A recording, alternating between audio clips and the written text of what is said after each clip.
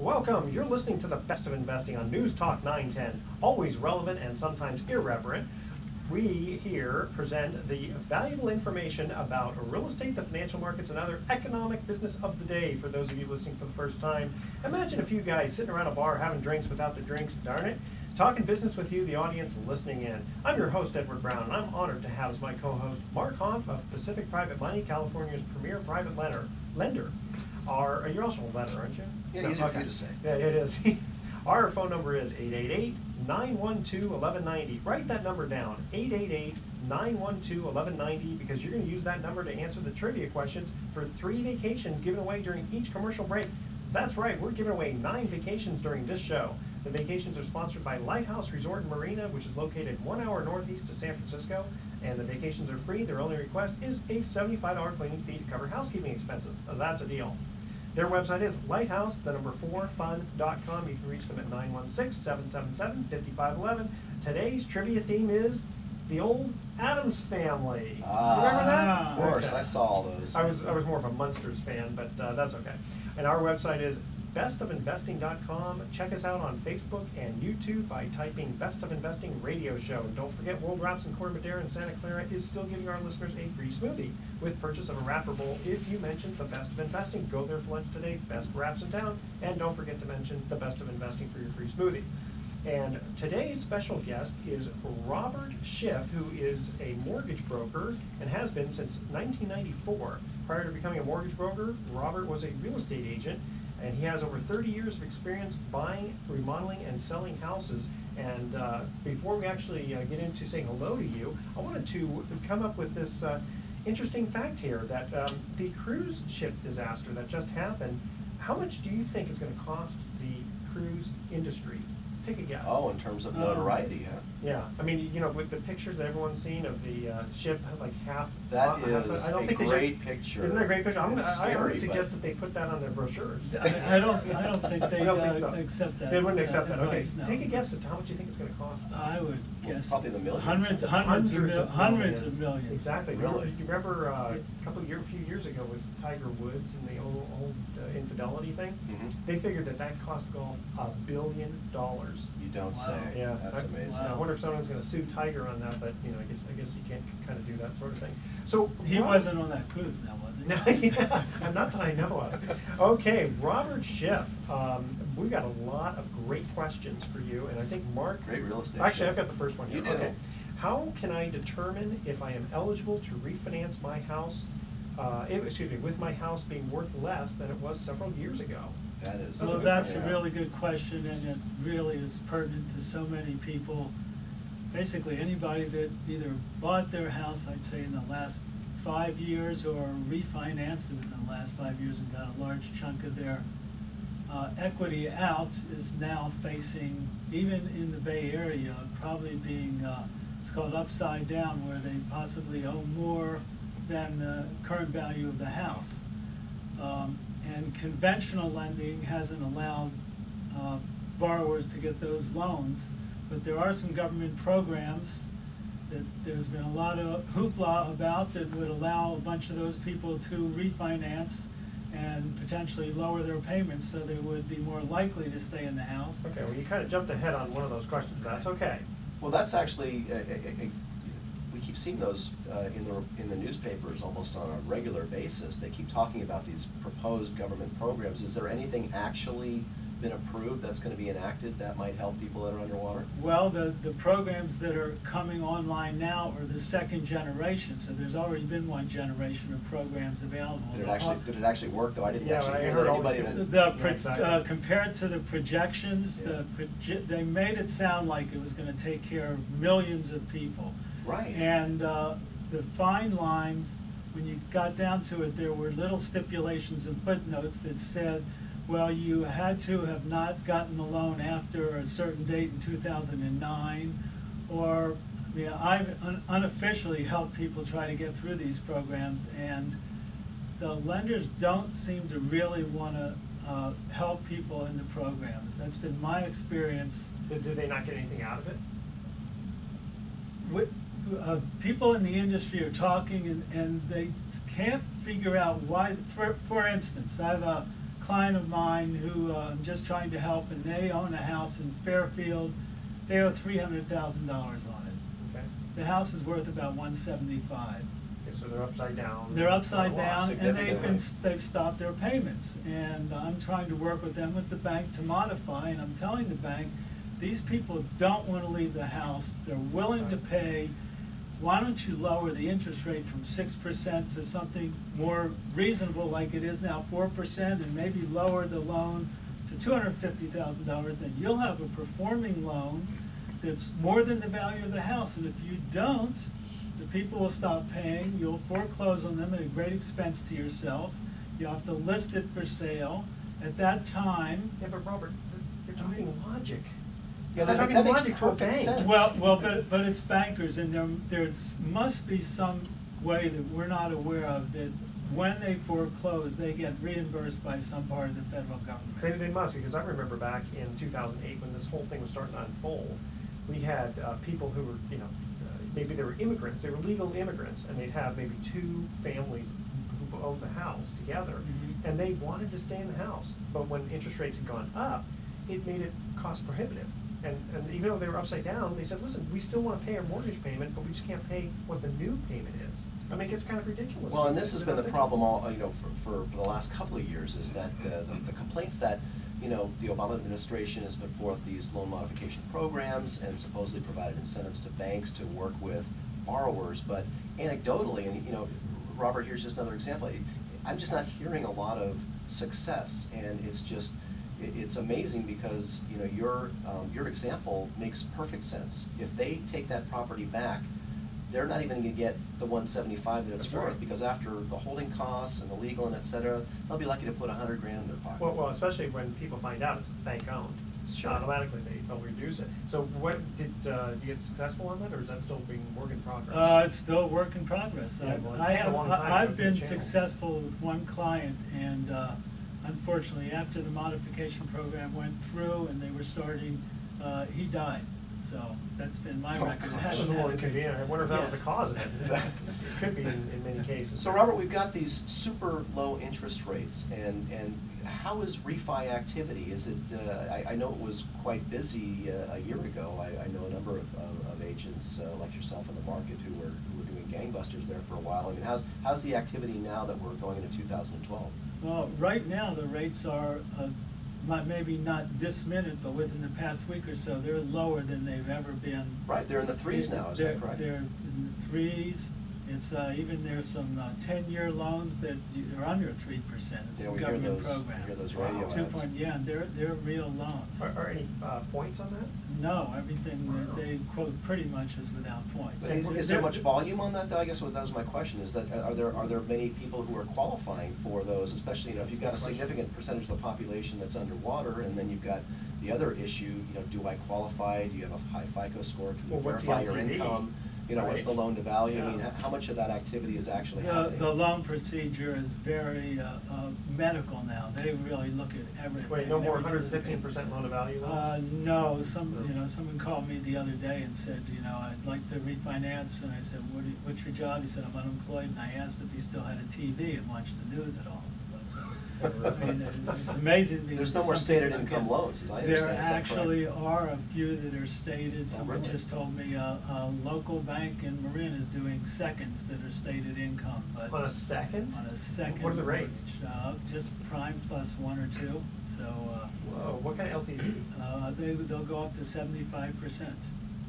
Yeah, but it But doesn't there matter how may, big the there first may is. be catches once you get into it, that you have to deposit a large, become a client of the bank for all your other resources. I'm not sure of the particulars. Yeah, if you need a $100,000 loan, you have to deposit $125,000 in a CD. Yes, I don't think it's that No, bad. it's not that bad. But generally, no, that the stipulations for getting a loan are much harder than they've been. It's a reaction to the just fog the mirror and get a loan that we all went through, and Sure. it's sort We of used where to we say, are fog the now. mirror.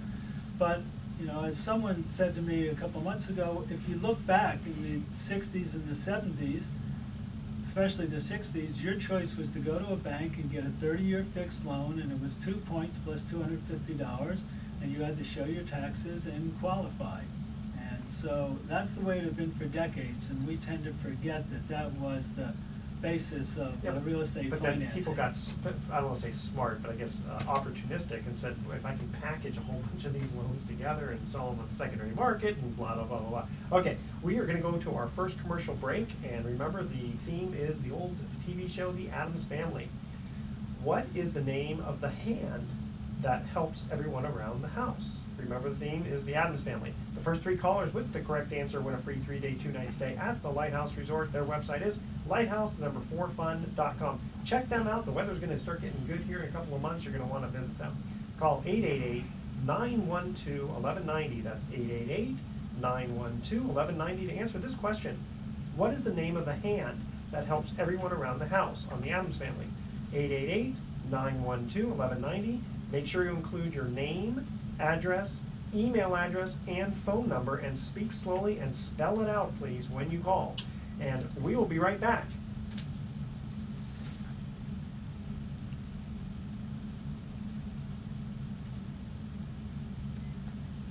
Here's segment number 1. All right, well, that's an Right. easy one. So Yeah. which program was Lurch on? Was that Yeah.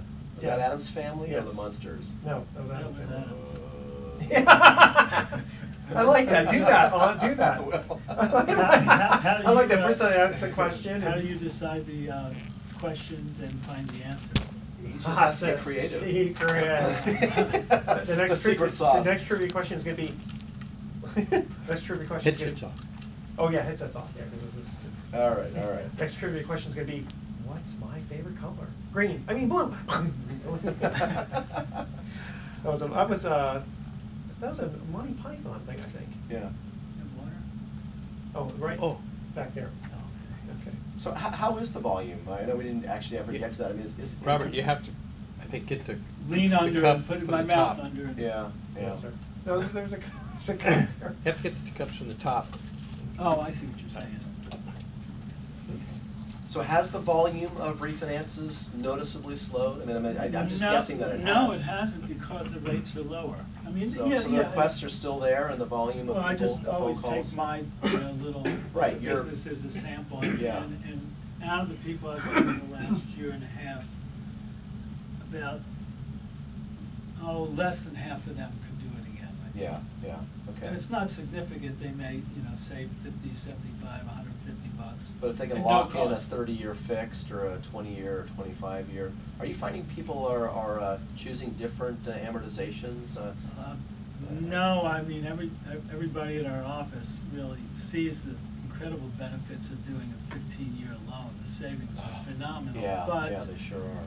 when it comes down to it, a lot of people don't want to commit to that extra, $500, $700, $900 a month. If you're in a situation where that's meaningless differential to you, that's great to do, but most people aren't there. Well, and then there's the argument that says, look, if the money is essentially, if it's essentially in a free loan, and if you're getting rates in the 3s, when you consider inflation, you're basically getting a loan at effectively 0 interest.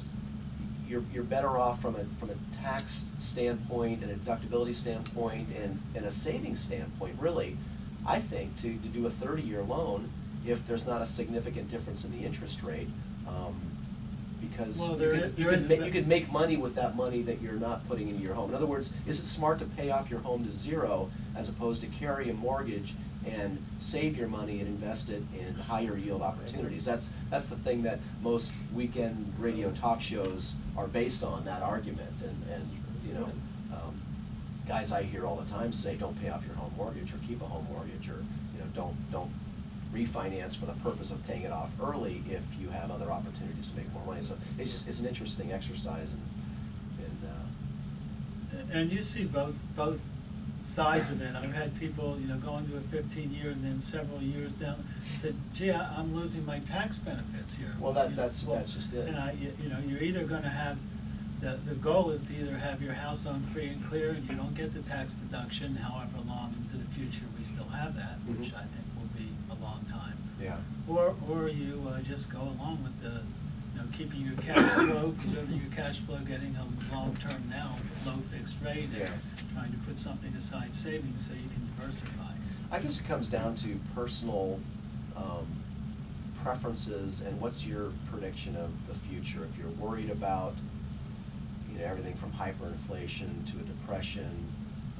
You know, maybe you might say to yourself, you know what, you know, if my income gets impacted, at least I own my house. So that's, and I do get that. There's a lot of sleep. Wait, say that one again? Well, you know, a lot of people feel, I think, they can sleep really well at night once their house is paid off.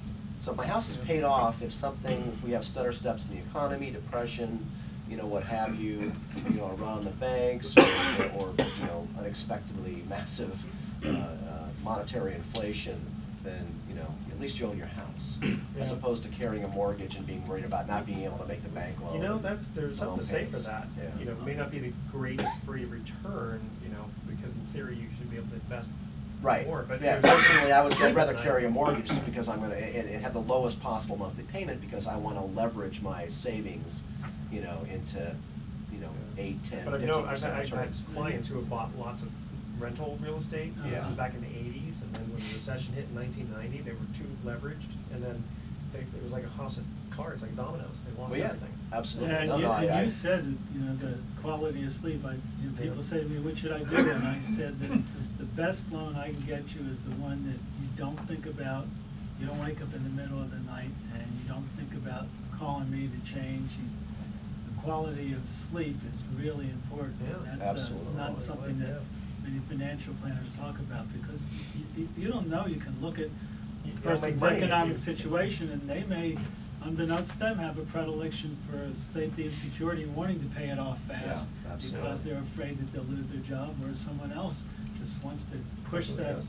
Push the envelope. Yeah. So, Edward, next break somewhere along the line, just ask for makeup. Ask me for makeup. Not now. Is You that got time now? Milton Berle's No. makeup? Makeup, please. Thank you. Now, the thing is, when you did that, though, the camera saw you, not me. You had to come to the side. Good. Yeah. Good. Makeup, please. Makeup, please. Kiss and makeup? Kiss and makeup. Kiss and There you go. makeup. That's it. Okay. A comedy show. I tell you, everybody's a comedian. I get no respect. All right. Okay. Okay, so you remember your monsters Yes. or splurge thing. Okay. All right, good show so far. We'll continue on with the questions when we get back after. Wait, I loved you. Hold on. You bubble-headed booby. From Lost You in- bubble-headed booby. Love that from From Lost in Lost in Space. Space. Remember that? See, we're the same age, so we grew up in the same court. you know. Dr. Smith. Yes. Okay. Hold on. Good job, Edward. All right, let's reset the ticker. Oh, I just want to know whether we're going on 10 minutes. So I just set the whole thing, and then when it gets down to 10, I know he's going to call a commercial quickly. Oh, so this is going to. Yeah, just, you know, that's my start. Okay, you guys Ryan ready? always brings his iPhone. Yeah. Okay, we do our 5-second thing, so we'll go right in.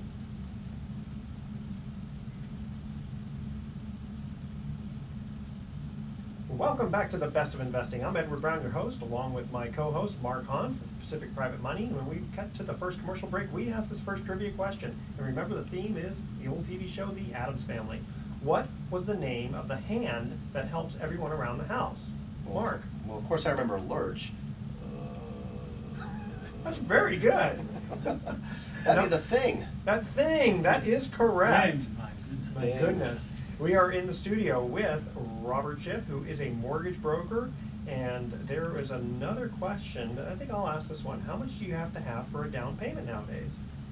Well, as you do still have to have something for a down payment. There's no longer 100% financing, but Darn. FHA program, you can get a loan with as little as 3.5% down payment. That's still pretty close That's to still, nothing. yeah. Yeah. So is that still pretty common right now? How common are these FHA loans?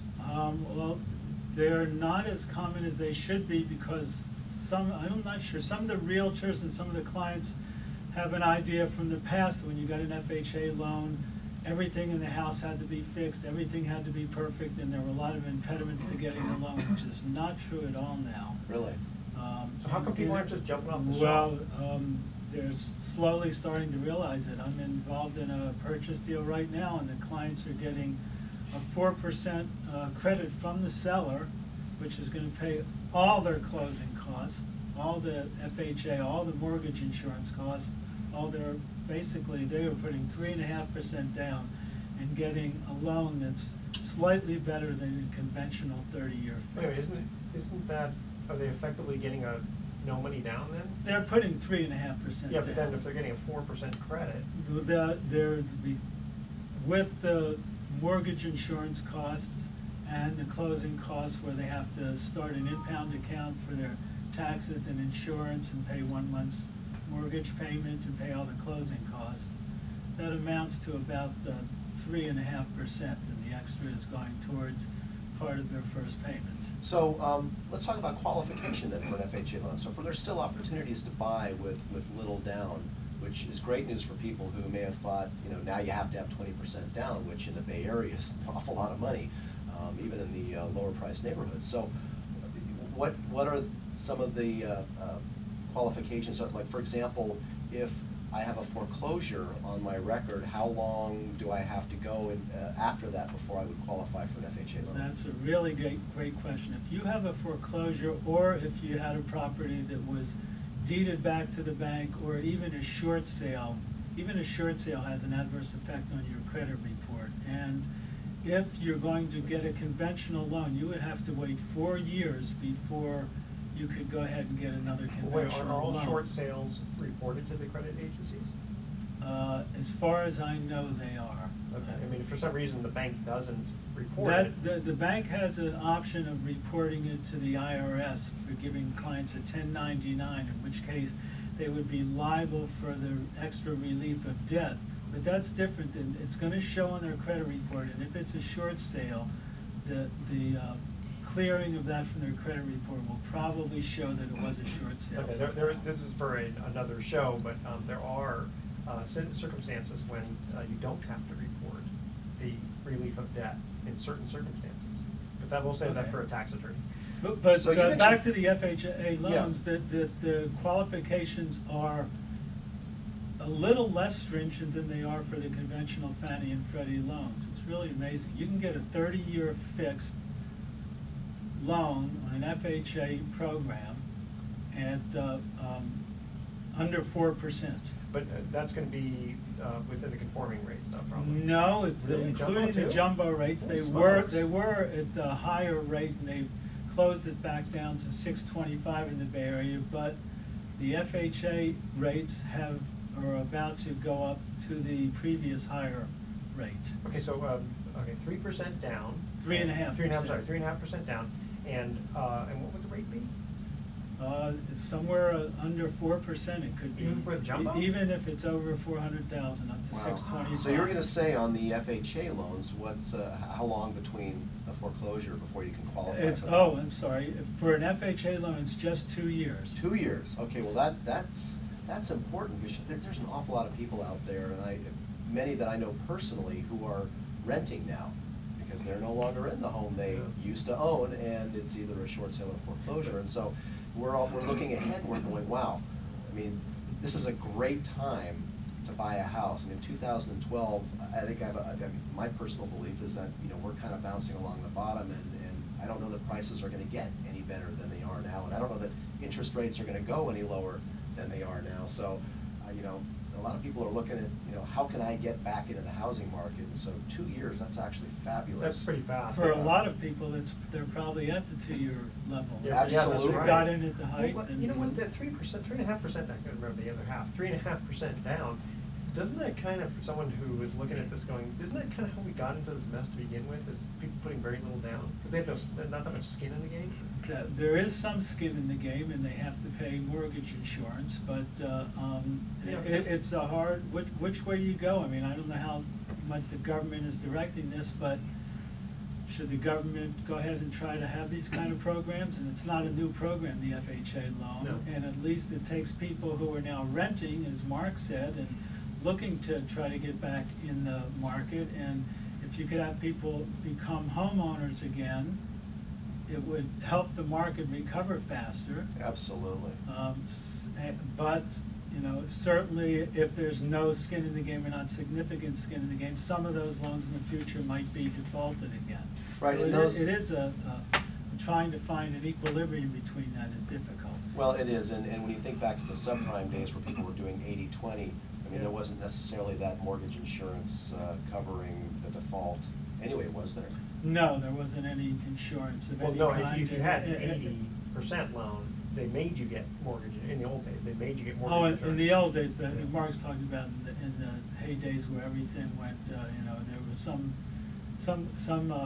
people I knew that didn't have any clients that were putting anything down. Everybody was getting 100% financing. Yeah, because real estate always goes up, remember? And yeah, and if it didn't, what did they have to lose? Yeah, exactly. So just for the audience's benefit, you said something earlier, and I caught that. You talked about conventional loans versus FHA, and you said conventional loans, Fannie Freddie versus an FHA. Can you just tell us what's the distinction between, and why do they use the term conventional versus FHA? Is it just the way the industry names it, or I'm kind of curious? Well, conventional loans are, at least in my understanding, are loans that are either done by, say, RPM Mortgage is a mortgage bank, and we will go ahead and do a loan, fund the loan, and if it's a conventional loan, we're going to basically sell it either to Fannie Mae or Freddie Mac, or sell it to a mortgage bank that's going to, in turn, sell it to Fannie Mae and Freddie Mac. The repository for conventional loans is basically the government, in not 100%, but close to 100% of the time. Alternately, but those are the stipulations that say now you have to have 20% down, and you have to be able to qualify, and your credit has to be a certain. The stipulations are much harder than they used to be. And why would anybody go for a conventional loan, and why wouldn't they just go straight for an FHA? Is that what's happening? With an FHA loan, if it's a 30-year loan, no matter how much you're putting down, you have to have mortgage insurance, and that's Okay. an additional cost. How much is that? Well, it's an upfront fee of about more or less 1% of the loan, and then it's a monthly fee that could be $200 to $400. And if you factor that in, then the loan is not better than a conventional loan. Interesting. Now, a caveat to that is if you're going to get an FHA loan, it's a 15-year loan, and you can eventually get your loan down to 78% of the value of the property. You no longer have to pay mortgage insurance. Okay. Now, Robert, you obviously sound like you know what you're doing. That's why we had you on the show. Why, just give yourself a little plug here, why should people give you a call, for you specifically? Like, what can you do for people that other people can't, or other banks?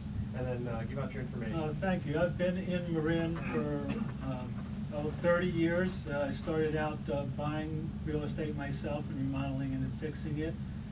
Friends said, gee, can you help me? And I became a realtor and got involved in that side of the business. And my degree, it was in mathematics, so I had a predilection for helping people fill out their loan applications. And during the real estate slump in the early 90s, I decided to become a mortgage broker, and found that much more to my liking. And I've been doing it since then. I understand the way realtors are looking at a deal. I understand how clients are looking at a deal since I've been a client myself. So you can think outside the box. Really, yes, thank you. Okay. Because that's the point. I mean, we're not talking about fraudulent stuff. We're just talking about just being able to help people if they have intricate situations. Be able to listen and you know, pull out from the clients what their real aims and goals are. Sometimes, especially if they're new to it, that's a time that they're really nervous, and it's helpful for them to have somebody listen and clarify things. Give us your phone number and your website in case people want to get a hold of you. The website is RPM Mortgage, and my phone number is 415-515-1941. And I'm guessing you can work fast because RPM stands for revolutions per minute, right? It's Residential Pacific Mortgage. Oh, that's close enough. Yes, we can do a deal in 15 days. Okay. If we push it. Oh, Thank that's you. pretty good. Okay, we are going to cut to the second commercial break. We've been in the studio with Robert Schiff, who is a mortgage broker. Stick around because you're going to have fun with us, all right? Thank you. Because when we get back, not only are we going to go into email time, but we're also going to talk about a judge fixing tickets in Orange County and a little bit about the stock market, what's going on with that. Here is the second trivia question. Remember, the theme is the Addams Family. Da-da-da-da. Okay. What are the two children's names? Remember, the theme is the Addams Family, and it's not Lurch. The first 3 callers with the correct answer win a free 3-day, 2-night stay at the Lighthouse Resort. Their website, lighthouse4fun.com. Call 888-912-1190. That's 888-912-1190 to answer this question. On the Addams Family, what were the name of the 2 children? Call 888-912-1190 and make sure when you call that number you include your name, your address, your email address, and your phone number. And remember to speak slowly and spell it out for us, please. And we will be right back. Hats off. All right. You know their names too, huh? Huh? You know the kids' names. Pugsley is one, and so I don't. So we have our prop here. We do have our prop. Yes, Well, indeed. because remember, we're a bunch of guys sitting around the bar having drinks. Having drinks without the drinks. drink. So I think I'm going to have to bring something to fill this up with next time. Definitely. You know, it is after all the weekend, and we should be able to imbibe. It might make the show a little bit more interesting after all. Yeah. I know I'm more interesting after. Just get a few drinks in me, right? Yeah, right. Exactly. Well, that's really interesting. It's because Can you imagine the size of the umbrella you'd have to put on Yeah. that? Well, Exactly. I was in Boston, and there was this club we went to, and I swear they had glasses just like these. It had some kind of Where do you go for fruity makeup in just a type minute? of bluish drink thing with 2 straws, and so we had to try it. All I know is it had a rum in it. I don't know what else Oh, it had in yeah. there. But after my wife and I finished that, we were pretty happy there. We were glad we weren't driving. We were cabbing everywhere. But I just, that thing about the whole conventional versus FHA, that's always thrown me. I mean, even though I'm in the hard money lending, I'm not doing that side. I don't come from that industry of loan origination. Your dad had that business too. Yeah. Well, no. My dad was a developer. Okay. So for my first 25 years and my first 20 years in the business was working for development. So I don't come from mortgage loan origination as a background. So I when I hear conventional and then I hear Fannie Freddie and then I hear FHA, I know if I'm confused and I don't really kind of know exactly or confuse one or the other, I know that the audience does and oftentimes will. I think there's a lot of confusion and misunderstanding right now as to what's happening really in mortgage origination, because I don't think a lot of people know that it's actually easier to get 96.5% financing today 2 years after foreclosure than it would be to get a Yes. a so-called conventional Well, no, bank loan at everybody 8%. It's not Everybody even, it's hears not that as easy as it's hard to get possible. loans. It's Yeah. certainly possible. Right, suddenly possible, yeah. But it still is difficult because, if you don't have if you're self-employed and you don't have a 2-year history, Yeah. or if you're in between jobs. Because you these are still- full docs. And that's all there is. Yeah, that's all there is. A little louder, Robert. So all there is are full docs anymore. And Yeah. they really, they get to the point that if you have to give them a bank statement, if there's deposits on there and the deposit is more than, and it's at their whim, they can say you have a deposit of more than $100. Every single one Tell of them, you us have to where it verify is, where it yeah. came from. And so the clients get really upset Sure. sometimes because they feel, and many times are true, they are eminently qualified, make good money, have great credit, but they still have to go through that. And if, I had one client and they said, I lent this guy money and he paid me back. Well, what did you lend him money for? I lent him money because we bought a shed out back for feed and things for the horses. Well, we want to see proof of that. Yeah, but let me see On the and promissory note. Yeah. So this one, let's see, this one I got from embezzlement, and this one gambling winnings, and Yeah. this one I cheated this guy out of some money. And That was another client that called. That was a different one. That's another story. Well, Robert, you and I will have to talk soon because, my wife and I, my family is presently renting, and we are, looking at getting back in the market soon, whether we do it this year or next year. And a lot of it has to do with my particular business. I do now finally have now close to 3 strong years of financials for Pacific Private Money. So we've been I knew that I would have to season my new practice, my new company for a while before I would probably qualify. But it's worth a conversation because maybe I'll find out that okay, it's going to be 2015 for these reasons, or maybe there's an opportunity this year because we've been running Do you do now massages for too? going on Excellent. our Excellent. Afterward. No, yeah. I have to double check on that. Well, they're You're the banks best. that, You're the that, best. I've gotten along from a guy who was inherited money from his family Yeah. and invested it. The best don't of think video. with That's it. I forget his name, but and some other investments, and he inherited in September. Yeah. And he didn't get his first payments on these investments till December, and in January we got him a loan on that. Wow. Yeah. And now the interest rate was higher, and he had to put more significant down payment. No, you have to put in 120%. No, he had to put down 25%. It's like life insurance. People say, you know, I don't know if I'm insurable. I said, well, typically, you know, typical insurance company, probably not. But the thing is, for the right price, you can get insurance. I don't care if you're 10 minutes away from dying, Yes. right? Yeah, you just pay 99% of the premium, and the insurance will get you yours. Just last another 10 minutes. Absolutely. All right, you guys ready? Yeah. Don't forget, I got to get to 5 seconds before and after. I get so excited. So we're gonna go into email time, or do you want to talk about my the event I went to last night? We can talk Yeah, about, I do. I do. I'm gonna. Or maybe actually just, you know, maybe I could ask. Maybe I could ask Robert. Let's just talk about, you know, Robert, where do you see real estate prices and interest rates heading for And that'll 2012? feed right Because, into it. you know, it's still January. It's, you know, prediction Yeah. month. You know, Okay. what are your predictions? That'll So feed. I just want to bring up this one part about the judge thing, because I thought that was kind of Sure. I did say something about the stock market, so. Right, and we've got 2 more segments, so Yeah. unless I miscounted. Yeah, no, you did not miscount. Okay, All right. you guys ready? Yeah. All right. What was-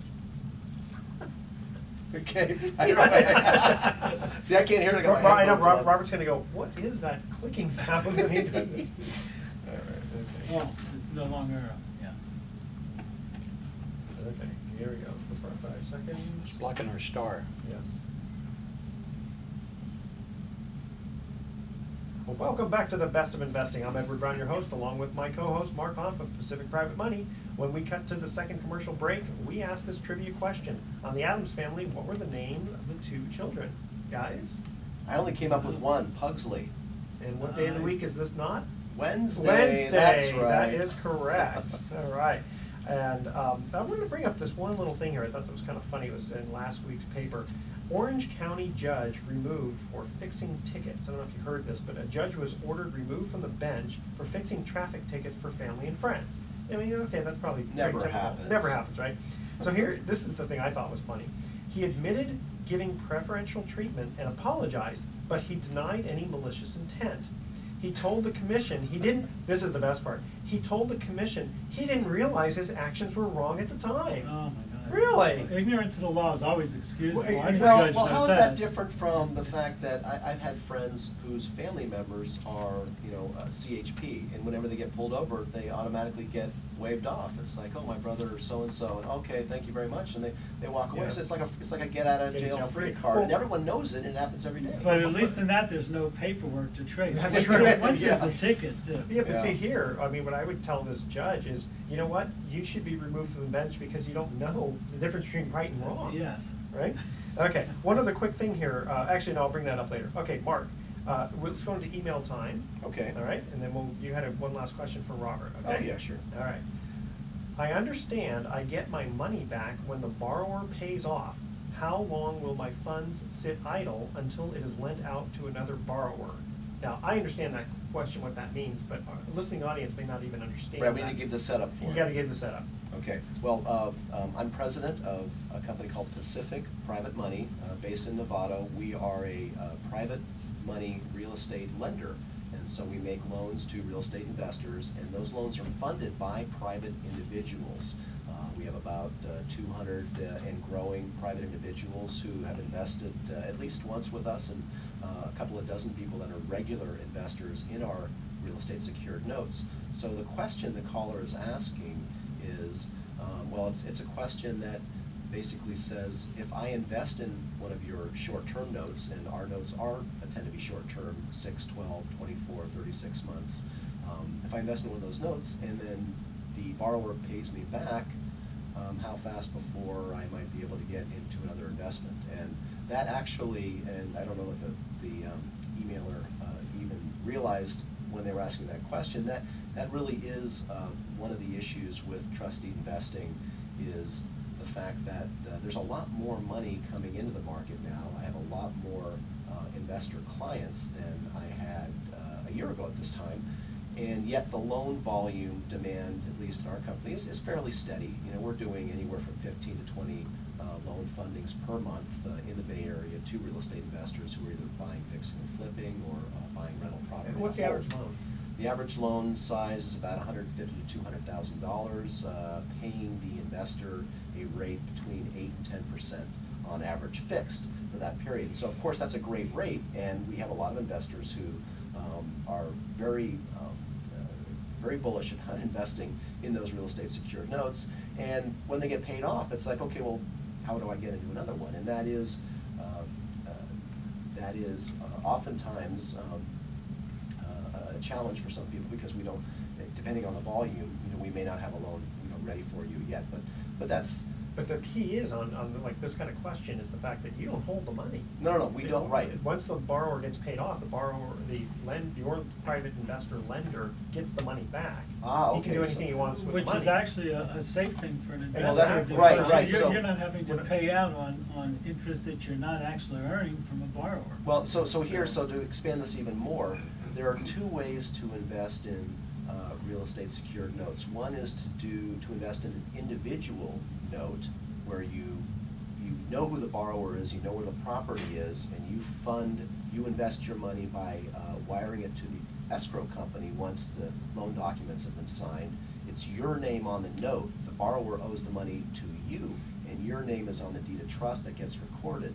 You're named as an additional insured on the policy, so you have complete control over that note. You have all the rights and remedies that Bank of America would have if they had made that note. So that is the best way, in my opinion, and it's also the most common way today of investing in real estate secured notes is to invest in an individual note. On the flip side, the other way to invest is to invest in a mortgage pool or a mortgage fund, and that is basically a limited liability company that has multiple investors where the money is pooled together, and the asset manager, who's generally a private money lender like myself, a broker, then has the power and authority to make loans with that pool of money.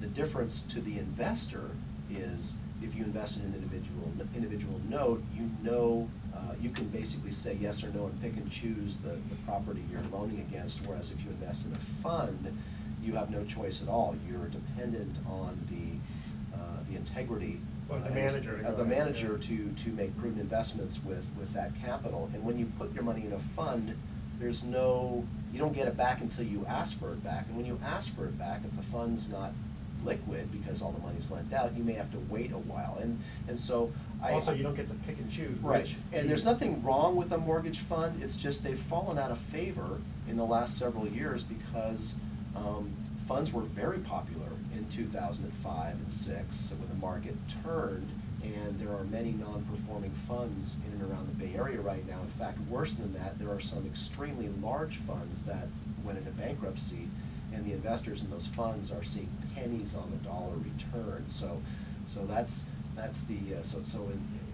in terms of our business model, Pacific Private Money, we do not have a fund presently.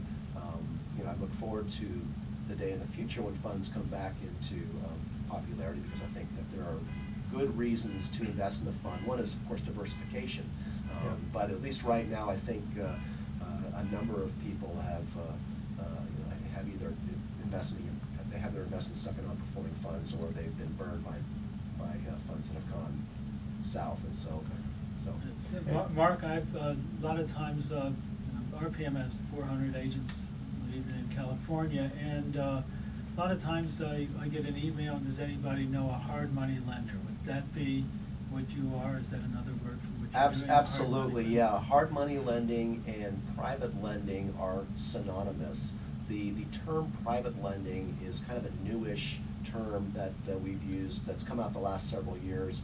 And when I chose the name for our company, Pacific Private Money, I chose to go with private money as opposed to hard money, generally based on my my position that it is a different business model in post-real estate crash, 2010, 2011, 2012, it's a different business than it was, 10, 15, 20 years ago. Hard money used to be you were basically making a loan to someone who really couldn't afford it. It was, you were lending to a distressed borrower. Well, today, we generally aren't making loans to distressed borrowers, but we're making loans on what would be called distressed real estate. Bank-owned property is considered distressed real estate. Short sales are considered distressed real estate. But it's already distressed by the time you make the loan on it. Right, but there's nothing wrong with the real estate. It's just, there's an opportunity there for a real estate investor to make a play. Right, exactly. And so oftentimes our borrowers are actually very, very bankable, or would be bankable if the banks were making loans to real estate investors, but they're not. So if you had somebody that was a potential borrower rather than an investor, what would they, to try to figure out that they might be able to qualify, or how do you qualify a potential borrower? Well, we qualify really first the asset. When someone calls us, it's several things. Number one, you should know in advance that we don't lend more than 65% of the purchase price. So if you're looking to buy bank-owned property to fix and flip, you're generally not going to find a lender willing to go higher than 65%. You're not the FHA. Right, we're not loans. doing high percentage financing. In fact, we never really were. The private lenders and hard money lenders were not the cause of the real estate meltdown or the subprime crash, but we've kind of gotten corralled in with the rest of the lenders and with all the new regulation. But so someone would call it 65%. Interest rates, depending on where they're buying, are going to be anywhere from generally 10 to 12% to them, and then my investors who fund those loans generally get 1% less than the note rate. There's a servicing component that goes to our company for servicing the loans. So, FICO scores are not a requirement. I look more at the experience. If you're an experienced real estate investor, but you've got some foreclosures which have affected your FICO score, that is not an issue for us generally. In fact, I like experienced real estate investors, and again, we're very fast at putting together a price. Usually, if you call us up on the phone, we can just give you a verbal range within minutes of whether we think this is a deal we can fund. Okay, really quickly before we cut to break, give out your information for people who need to invest. Our website's pacificprivatemoney.com.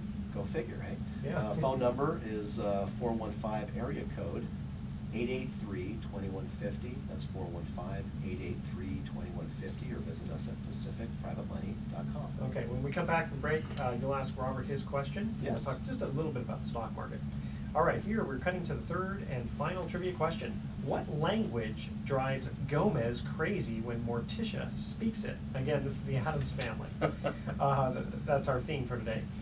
The first three callers with the correct answer win a free 3-day, 2-night stay at the Lighthouse Resort. Their website is lighthouseforfun.com. Call 888-912-1190. That's 888-912-1190 to answer this question. What language drives Gomez crazy when Morticia speaks it? Call 888-912-1190. Make sure to include your name, address, email address, and phone number. Speak slowly and spell it out for us. And, we got to start doing this pretty soon, too. Okay, and we will be right back.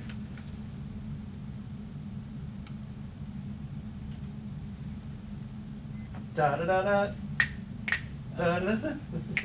Yeah, very good. That was good. Oh, thanks for asking those questions. Those Yeah, were good yeah, leading people questions. would- very good. Yeah, that's perfect, man. You're Yeah. a team player. That's it, yeah, we You like that. might have to work on a semi-permanent slot for you here. Headphone. Oh, yeah. Thank So you. that's, You're doing very well, Robert. Yeah, no, that's good. That's good. Yeah, Because it's, I know people asking. Yeah. That was a good time to get your People water, that call you Robert. as investors already know that, but. Yeah, well, and sometimes they don't. It's interesting. There's contractors tend to be the groups that among real estate professionals who still get sticker shock when I tell them, well, we do 65% of purchase price. I may be able to help you find a rehab component to that. It's not going to be 100% financing, but I may be able to rehab. But it's going to be, 3 to 4 points, and maybe 10 to 12%, and it's just so funny that a lot of them, because those guys have always gone to the banks, so. That's the guys I say, do you have a TV? Haven't you been They've gone to the watching banks and they news? call me up. They say, "Well, really? How about a 0.8%? It's, Sure, yeah. It's like, well, Well, if I've I can seen- find you a lender, I might. Again, the interest rate's not set by me. It's the Bay Area market, which actually in the Bay Area, we have like the cheapest private money in the country. Is it really? Yeah, because I go to these industry events, and they're still talking 13, 15% to 5 points Wow. all over the country for hard money. Even Southern California, 12 and 13%, and 4 to 5 points is not unusual. But the Bay Area with Silicon Valley and all the wealth and all the money, and we actually don't have that many. It's not as big an industry, the private lending industry, as it is in Southern California in terms of numbers. But it's just interesting how we have. You actually can't get private money in the 8% range, in the 9% range. We do those loans Yes. quite often. So. When clients come to me and they're looking to borrow, and I tell them, I say, well, here's an example. The kids inherit the house from the parents. It's worth $500,000. Right. They want $100,000. The house is free and clear. Yep. They all are great. They all make a bunch of money, and they are not going to pay less than 8 or 9%, less than 3 or 5 points. Do you think your situation is better than that? Yeah. So it just doesn't, it just, and Yeah. it's a function of how much money is sitting idle, and if Yeah. somebody says, well, I'll do it at 6%, which I don't know if that happens. in your I had a woman industry. call me who had a free and clear home. She's a realtor. She bought it, fixed it, and she's got it on the market. It's in Corte Madera. We know it's going to sell, hopefully this year. She wanted $100,000. I quoted her 8.5% and 3 points, and again, that was like my best. Because if it was a bigger loan, I might have gone down on the points. But for $100,000, it's not a lot of money. So for us, a $3,000 fee, that's not unreasonable for finding someone who will make her a loan at a rate that's actually substantially less than most private money loans are. And she actually turned it down, which kind of surprised me a little bit. And another deal we actually are going to do in San Francisco is about 45% loan to value, maybe 40%. For $400,000, and he's also getting I found a lender who will do 8.5%. Now I don't get any servicing on that. That's where my servicing yield gets squeezed out, because I got a lender who won't lend for less than a certain rate and a borrower who won't pay more than a certain rate. Borrower really wanted to pay 8% max, and my lender wanted 9 3/4. So I actually got the lender to go all the way down to 8.5 if I flipped him one of my points. So I'm going to make 2 points and no spread, but. 8,000. Now, But the client gets served, and that's what's important, really, at the end of the day. It's good business because, it's good brownie points. Who knows where I might get a referral out of that. Do you have clients, investors that are saying, well, I really want to reinvest this, and I know that you have a lot of money sitting out there, and I'd be willing to do it at 7% or 6%? Well, not quite. I haven't got to the 6s or even the 7s yet, but I'm starting to get a lot of the guys that were accustomed to getting 10 are now saying, I'll take 8%. 8%'s better than 1 or 0 or 0.5. So Also, the thing is, you've got a pool of people who you can choose. Yeah. And, listen, Mr. Jones, I've got someone who will do this at 8%.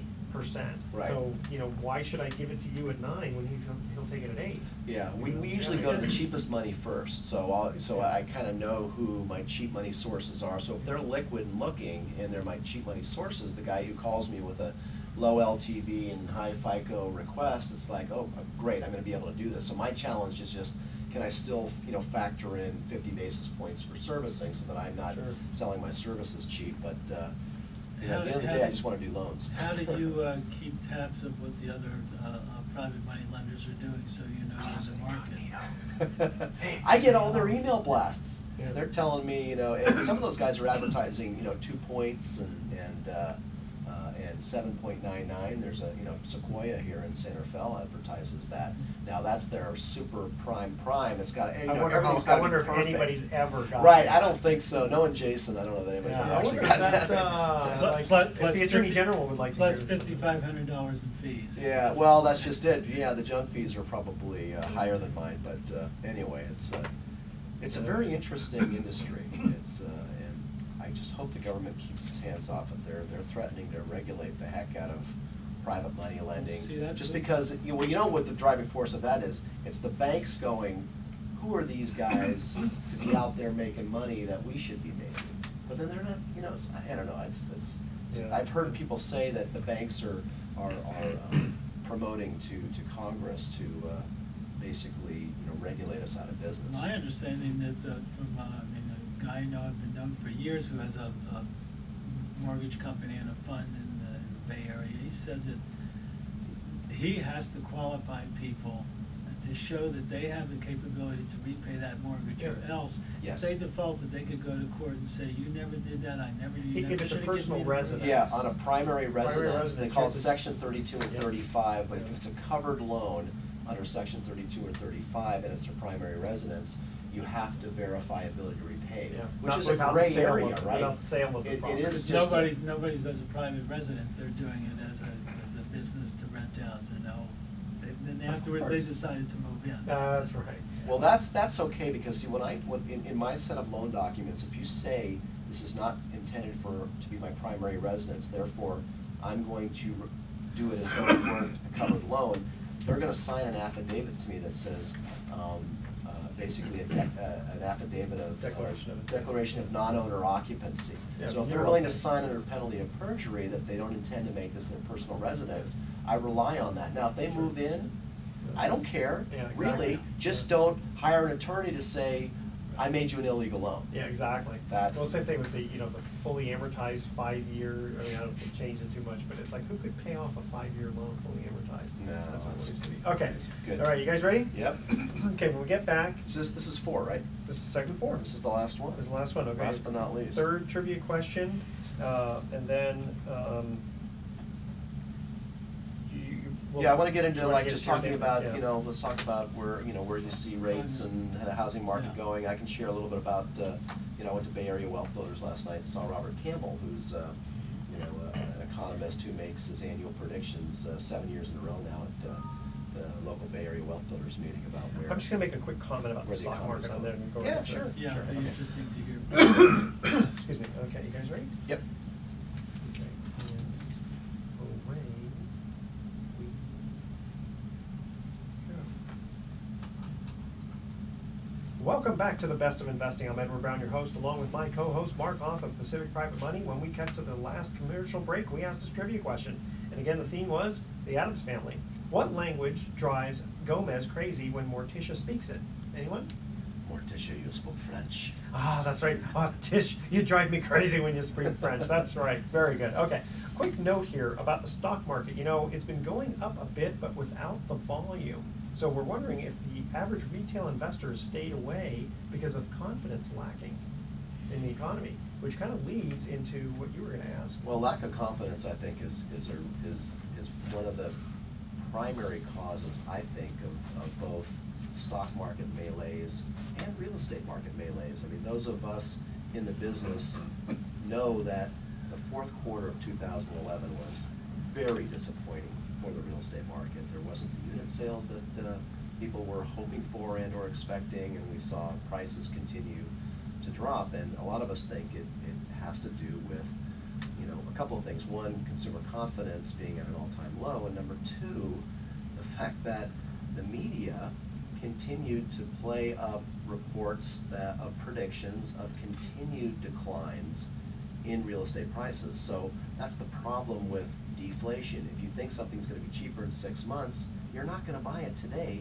unless you have to. And for a lot of people who are out there renting and shopping for homes, if you don't have to buy, because maybe I can get that same house for, who knows, $20,000 less, and in the spring, I'm going to wait. So we'll get you went to a very interesting seminar. I did. I went to the Bay Area Wealth Builders meeting Thursday night, and Robert Campbell, who is a San Diego economist, came and spoke. He spoke 7 years in a row at the Wealth Builders meeting, and he comes and for about the last 20 years he's been studying real estate trends, and so a lot of people follow his newsletter and his predictions for the coming year, and it was very, very interesting to hear him. And of course, it's still January, so this is the month for predictions. What's going to happen in the economy and the marketplace and in real estate in 2012? So he had an interesting take on interest rates. But before I share what he said, Robert, I'm a little bit curious what's your crystal ball say in terms of where rates are heading this year and where the real estate market might be heading this year? Well, I'm not sure what the eminent Robert Campbell said, but I'll stick my neck out from my limited experience, and I agree with you that it's hard for someone to get enthused about investing in either a a house or a stock market when predictions are basically that we're not coming out of it, and although it may be a good time to buy, it may be a better time in the future, it doesn't make people that enthused about putting their money into the market. That's why individually and corporate, there's so much money on the side, both in the market, stock market and the real estate market. From what I see, and I believe that we're not even at the point that we're on our way up out of this.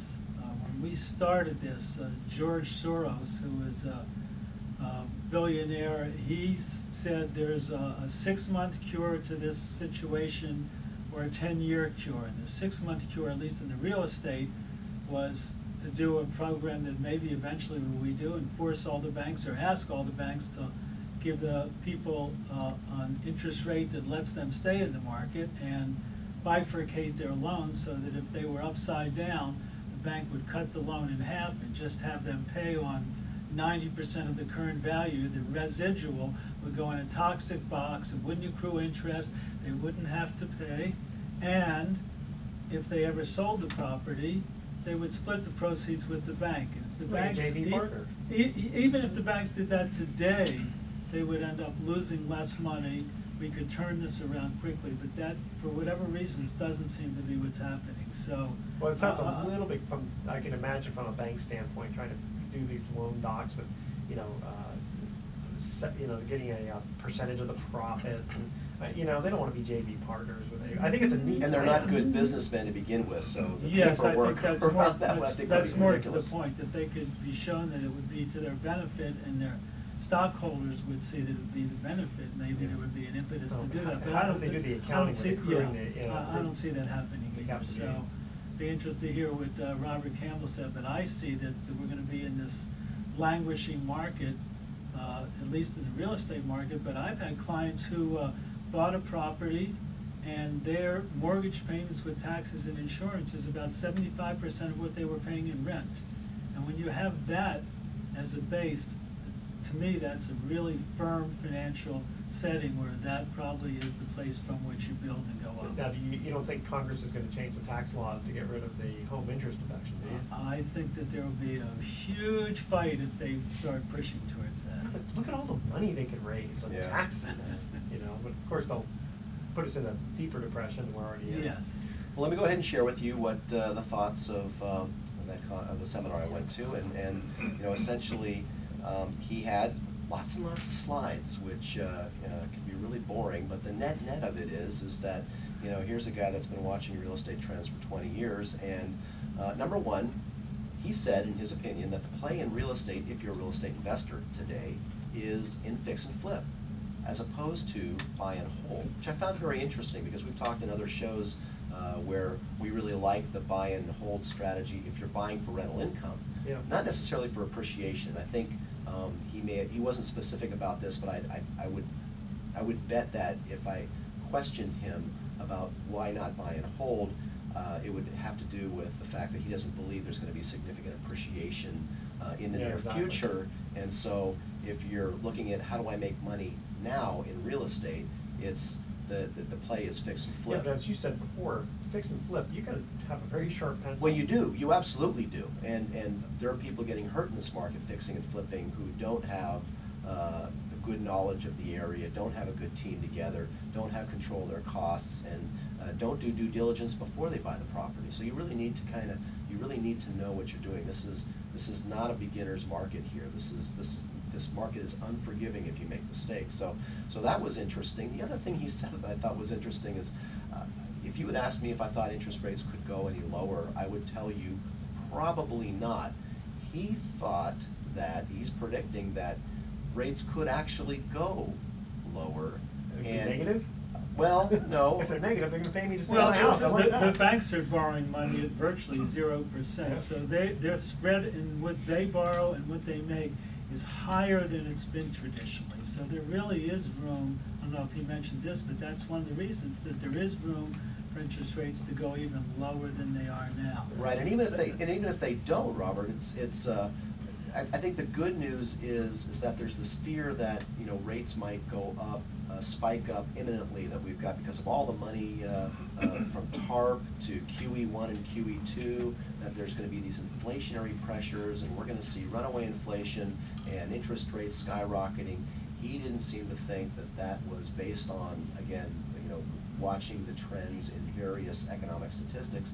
He didn't think that there was any underlying cause for that to become a reality anytime in the near future. So I think the good news of that is that we may see at least stability of low interest rates going into the for the next several years, which I think will help the market to recover. Because I think we'd all agree that if the market begins to recover, we start to see home buying activity pick up like we're all looking forward to, and if interest rates go up, that's just going to put the brakes right on them all over. Oh yeah, I mean, you Yeah, saw people, instantly. unemployment is still really high.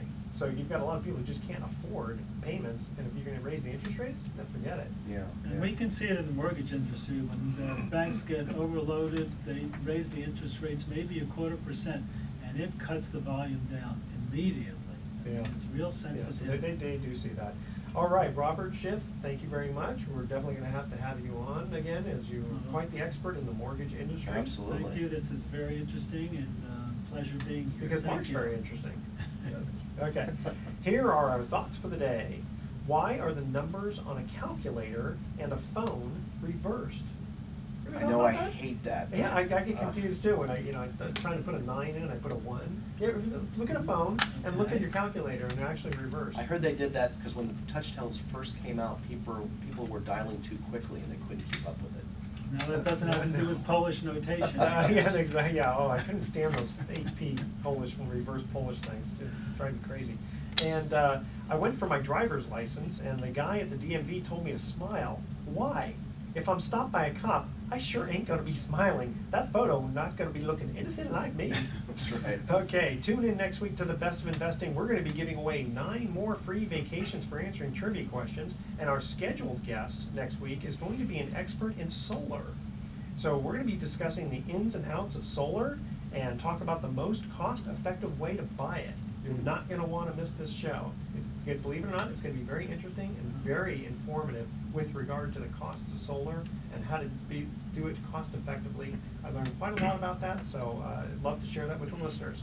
Thanks for listening. On behalf of our team, I'm Edward Brown, wishing you the best of investing. So long.